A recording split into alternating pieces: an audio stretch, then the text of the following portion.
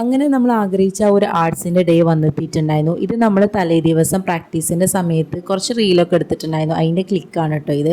പിന്നെ തലേ ദിവസം നമ്മൾ മെഹന്തിയൊക്കെ ഇട്ടിട്ടുണ്ടായിരുന്നു. അതിൻ്റെ ഒരു ഫോട്ടോ ആണ് ഇത്. പിന്നെ നമുക്ക് തലേ ദിവസം ആർട്സിൻ്റെ തലേ ദിവസം വന്നിട്ട് നമുക്ക് സ്ക്രീനിങ് ഉണ്ടായിരുന്നു. അപ്പോൾ ടീച്ചേഴ്സ്മാരൊക്കെ ഫ്രണ്ട്ലി ആയിരുന്നു കേട്ടോ. അപ്പോൾ അവർക്ക് വേണ്ടിയിട്ട് നമ്മൾ സ്ക്രീനിങ് നടത്തിയിട്ടുണ്ടായിരുന്നു. അങ്ങനെ നമ്മൾ ഒരു 5-8 ആൾക്കാർ കൂടിയിട്ടാണ് നമ്മൾ കളിക്കുന്നത്. ഓരോ പാർട്ടായിട്ടായിരുന്നു കളിച്ചിട്ടുണ്ടായിരുന്നത്. അങ്ങനെ നമ്മൾ രാവിലെ പിറ്റേ ദിവസം ആർട്സിൻ്റെ ഡേ ആണ്.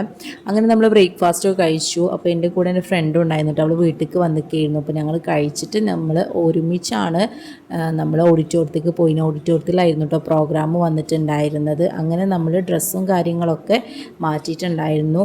അതിന് മുമ്പ് നമുക്ക് ഉദ്ഘാടനവും കാര്യങ്ങളൊക്കെ ഉണ്ടായിട്ടുണ്ടായിരുന്നു കേട്ടോ. അപ്പോൾ ഉദ്ഘാടനത്തിന് ശേഷമാണ് നമ്മൾ ഡ്രസ്സ് മാറ്റിയിട്ടുണ്ടായിരുന്നത്. നമ്മളെ സമയം വന്നു.